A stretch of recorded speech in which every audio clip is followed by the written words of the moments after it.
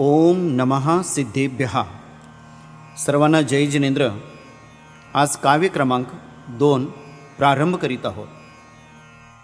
यत्संस्तुता सकलवाङ्मय तत्वबोधा दुद्भूत बुद्धिपटुभिः सुरलोकनाथै स्तोत्रैर्जगत्त्रितय चित्तहरैरुदारै स्तोषै किलाहमपि तं प्रथमं जिनेन्द्रम्. आचार्य मानतुंग द्वितीय श्लोकामध्ये स्तुतीचा संकल्प करतात, कारण ही स्तुती सर्व जीवांचे कष्ट निवारण करणारी स्तुती आहे.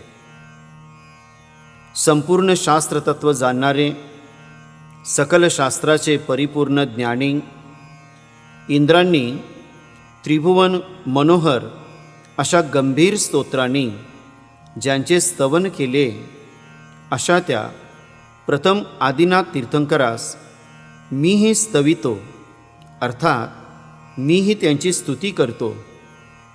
आदिनाथ भगवंतांची स्तुती करण्याचा हा जो आचार्य मानतुंगांनी संकल्प केलेला आहे, हा एवढ्यासाठीच केलेला आहे की हे भगवन, आपण ज्ञानी, केवली, हितमित प्रिय उपदेशे आहात. संपूर्ण जीवांचे कल्याण करणारी आपली वाणी आहे, आणि ही वाणी संसार सागर तरुण जाण्यासाठी आवश्यक आहे. आणि जो आपल्या वाणीवरती श्रद्धा ठेवतो, जिनवाणी स्तवन स्तुती करतो, त्याचे स्वाध्याय करतो, असा जीव आपले कर्म नाश करून स्वर्ग आणखीन मोक्षाला जाऊ शकतो. म्हणून हे भगवन, मी देखील आपली या ठिकाणी स्तुती करण्याचा संकल्प करीत आहे. अशा पद्धतीने आचार्य मानतुंगांनी श्लोक क्रमांक 2 या ठिकाणी वर्णन केलेले आहे. वृद्धी जाप आहे. ओम ह्रीं अर्हं नमो ओहि जिनाणं ज्रों ज्रों नमः स्वाहा. मंत्र जाप आहे. ओम ह्रीं श्रीं क्लीं ब्लूं नमः सकलार्थसिद्धीनं. या यंत्राची विधी अशी आहे. हे यंत्र सर्व विघ्न विनाशक यंत्र आहे.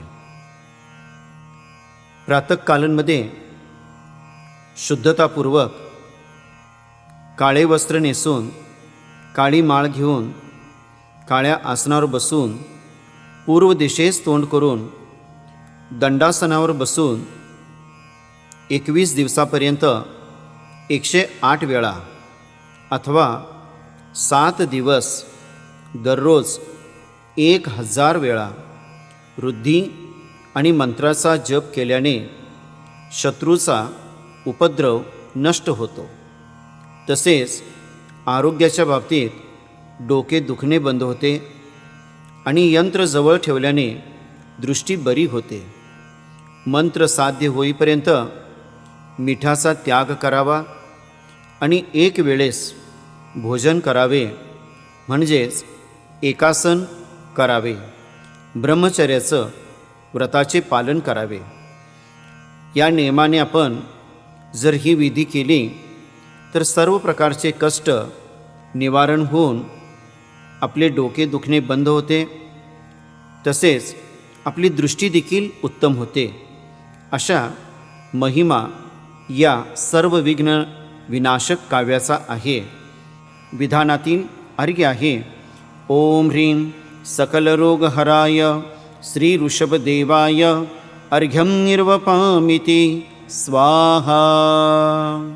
श्रोते हो, आज भक्तामर स्तोत्र 2 नंबरचे काव्य आपण ऐकलो आहोत. उद्या आपण सर्व सिद्धिदायक काव्य क्रमांक 3 आपण ऐकूया. तोपर्यंत जय जिनेंद्र.